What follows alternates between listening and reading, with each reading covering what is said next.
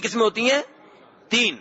کون کون سی؟ نمبر 1 یہ ماننا کہ عبادت کا حقدار صرف ایک اللہ ہے، ہر عبادت اللہ کے لیے ہوگی، صرف اللہ کے لیے ہوگی. یہ کیا ہے؟ توحید عبادت، توحید الوہیت بھی اسے کہہ لیتے ہیں. توحید کی پہلی قسم کا نام کیا ہے؟ توحید. میرے بھائی یہ سب کو یاد کر لیں، اللہ کی توحید کے بارے میں ہے، شرمانے کی ضرورت نہیں ہے، منہ سے نکالیں یہ الفاظ. تو توحید کی پہلی قسم کیا ہے؟ توحید عبادت، کہ ہر عبادت اللہ کے لیے، جسے بھی آپ عبادت سمجھتے ہیں.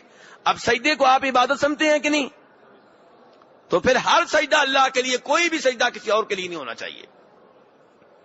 یہ جانور جو آپ ذبح کرتے ہیں، کیا یہ عبادت ہے کہ نہیں؟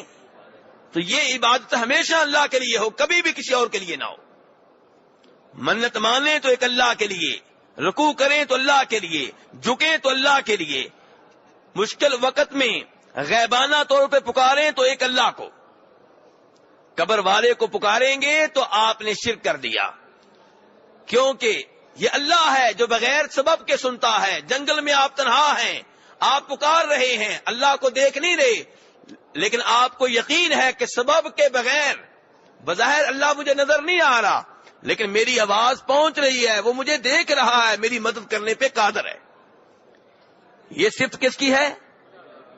اللہ کی.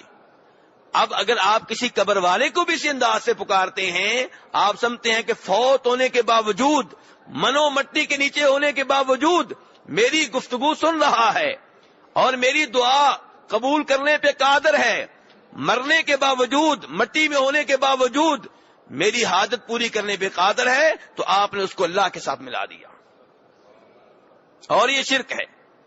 تو توحید عبادت توحید کی پہلی قسم ہے. دوسری قسم ہے توحید ربوبیت. یہ ماننا کہ مجھے پیدا کرنے والا ایک اللہ ہے، مجھے رزق دینے والا ایک اللہ ہے، میرا مالک ایک اللہ ہے.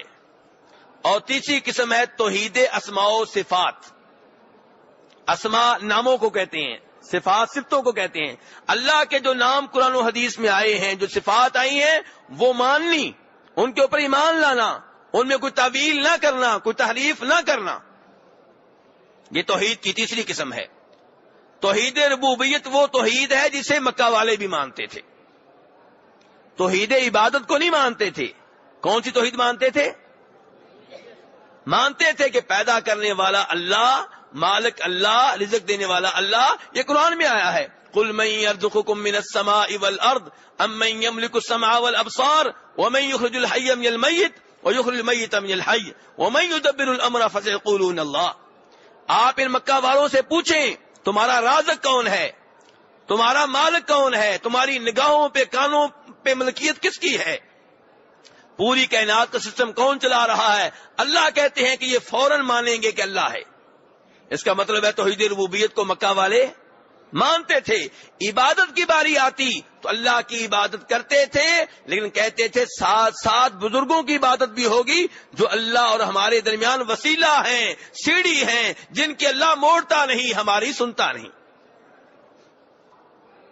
یہ وہ گناہ ہے جس کی وجہ سے وہ کافر ٹھہرے، یہ وہ گناہ ہے جس کی وجہ سے وہ مشرک ٹھہرے. اور یہی گناہ اگر آج کلمہ پڑھنے والا مسلمان کرے گا، اگر یہی گناہ کلمہ پڑھنے والا مسلمان کرے گا تو اس کے اوپر بھی وہی حکم لگے گا جو ان کے اوپر لگتا تھا. تو جھگڑا توحید عبادت میں تھا، توحید ربوبیت میں جھگڑا نہیں تھا. وہ اللہ کو رب مانتے تھے، معبود بھی مانتے تھے، لیکن کہتے تھے اللہ اکیلا معبود نہیں ہے، ساتھ ساتھ چھوٹے چھوٹے اور بھی ہیں، اصل اللہ ہے، یہ چھوٹے جو ہیں یہ وسیلہ ہیں، سیڑھی ہیں، ذریعہ ہیں.